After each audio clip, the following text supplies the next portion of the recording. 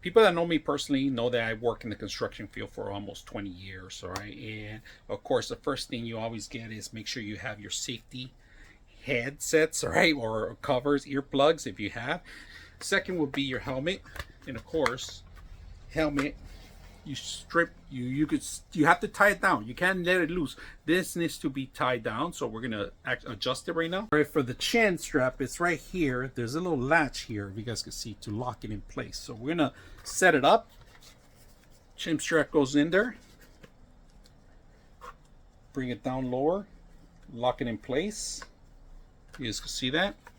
This has to make sure it's not gonna move. Adjustment, all right? And we got to make sure it's nice and fixed.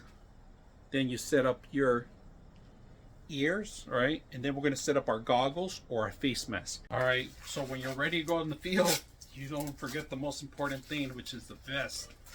As little as it is, this is probably the most important thing in the field that people don't think about it, because awareness is the first thing you have to do. You're going to require your gloves, your eye protection, your helmet, and then your ear protection too, mandatory, in the vest. So these are crucial for construction jobs that you're going to be on in the field, especially with these kind of helmets. They're adjustable.